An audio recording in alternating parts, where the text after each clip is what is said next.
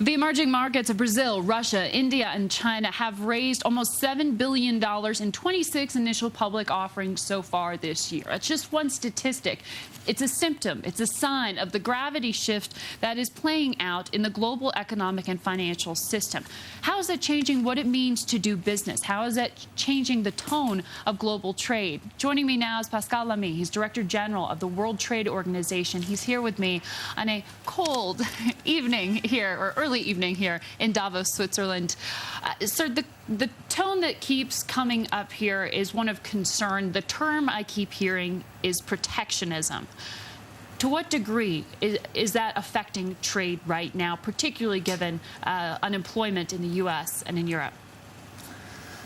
Well, the risk of protectionism is certainly there. For the moment, it hasn't seriously materialized. Last year, we had a big drop in trade, but that was mostly had to do with, shrinking demand, shrinking supply, and trade being the transmission bed between supply and demand, plus a bit of constriction on trade finance. Now, there's been some protectionist slippages here and there, nothing of a serious magnitude, contrary to expectations. Why? Probably because WTO disciplines are there, and that the system, the monitoring of the system, the surveillance we've been doing has been efficient. Now, we know that protection expulsions came from unemployment. If job market deteriorates, then the feeling that some protection is necessary arises. The problem being that protectionism doesn't protect. There are many ways to protect people, but protectionism. So my sense is that we have to remain very vigilant in the months ahead.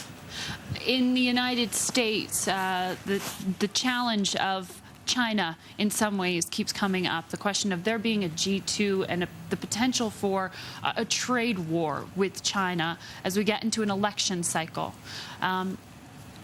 What are you seeing on that front? Are you concerned right now about the tone of the conversation being had in the United States about trade with China?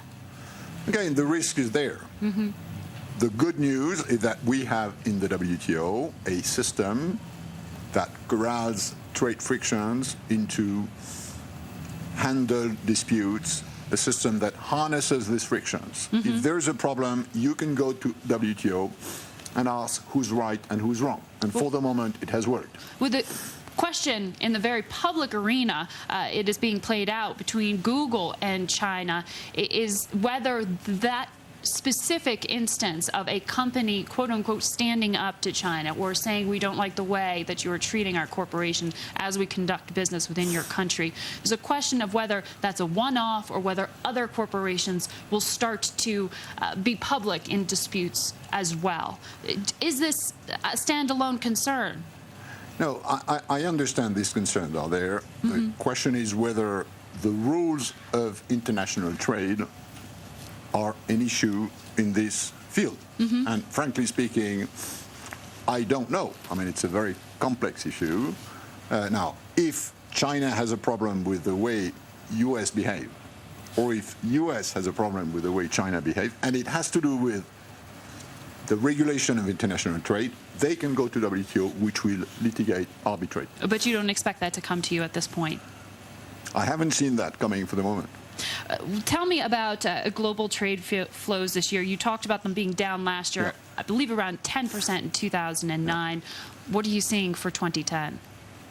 We certainly see a pickup since middle of last year, mostly in the part of the world which is growing nicely, which is emerging countries, which is, by the way, the reason why we have to keep trade open, because the engine of world growth today is mostly with emerging countries who are more dependent on trade than rich countries like U.S., Europe, or Japan. Do you think that trade policy out of the United States is reflecting some of those rearrangements, as you say, in some ways, of where the power is?